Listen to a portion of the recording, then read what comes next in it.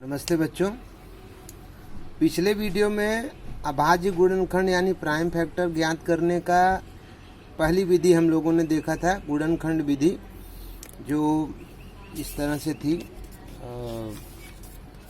ये यहाँ पर जैसे 45 का अभाज्य गुणनखंड अगर ज्ञात करना है तो 9 पच्चे 45, तो 9 गुणे 5 लिख दिया। इसमें देखना चाहिए कि अगर कोई भाज्य संख्या है, जैसे 9 अभी भी 3 के पहाड़े में आता है, तो फिर से बराबर करके इसे 9 को हम 3 गुणे 3 लिख सकते हैं। तो 3 गुणे 3 और ये गुणे 5 वैसे ही लिख दिया।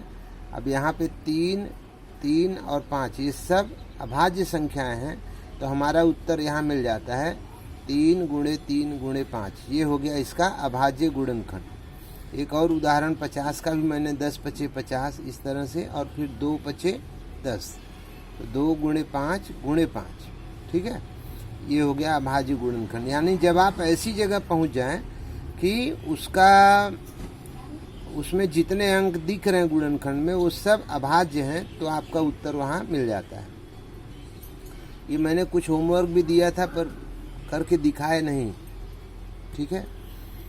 अभी भी जिन लोगों ने नहीं किया है वो ये इनका अभाज्य गुणनखंड इस विधि से ज्ञात करके मुझे सेंड करेंगे। और आज मैं आप लोगों को एक दूसरी विधि सिखाऊंगा अभाज्य गुणनखंड ज्ञात करने की। उसे कहते हैं भाग विधि, डिवीजन मेथड। जैसे आप देखिए, एक संख्या ली है मैंने 80।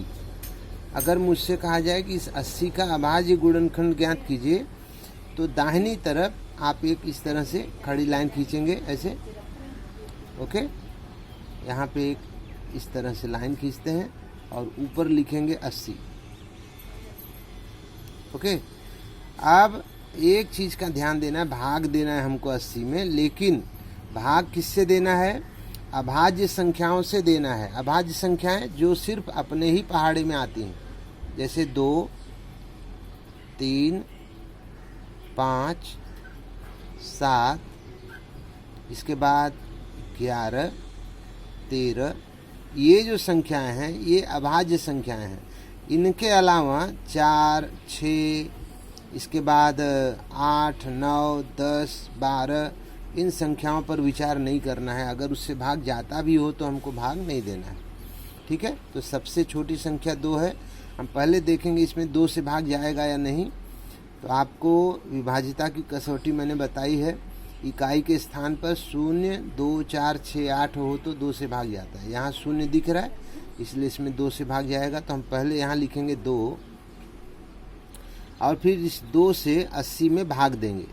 पीछे कहीं भी रफ वर्क करके आप 80 में 2 से भाग दीजिए। जितना बार जाएगा अगर आप भाग देंगे तो हो जाएगा 2 चौक 8 और ये 0, 2 0 0, 40 बार जाएगा अगर आप भाग दे के देखेंगे तो।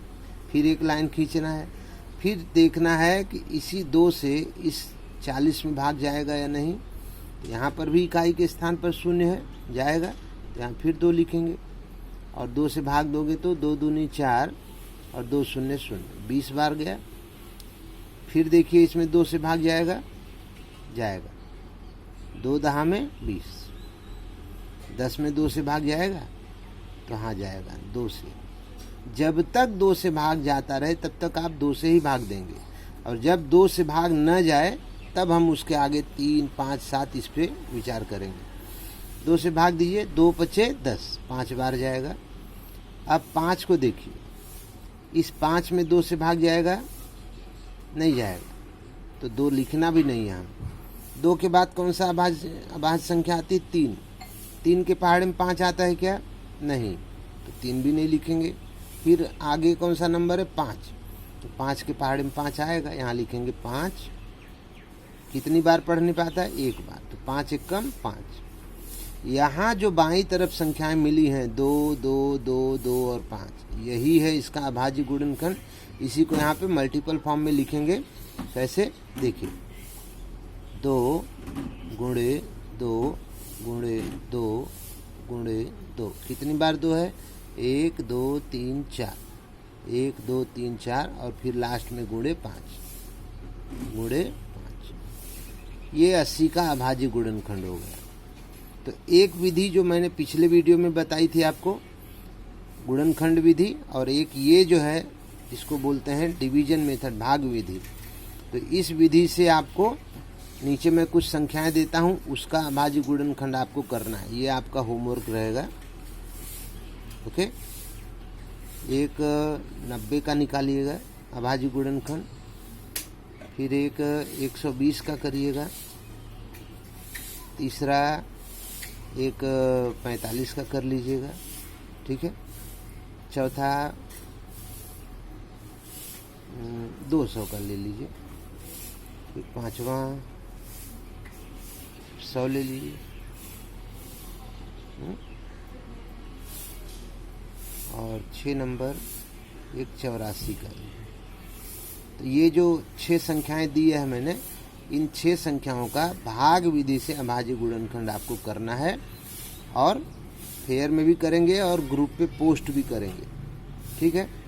इसके आगे इस विधि से हम मसावी कैसे ज्ञात करते हैं वो मैं आपको बताऊंगा। अभी तो फिलहाल आपको अभाज्य गुणनखंड करना आना चाहिए, ठीक है।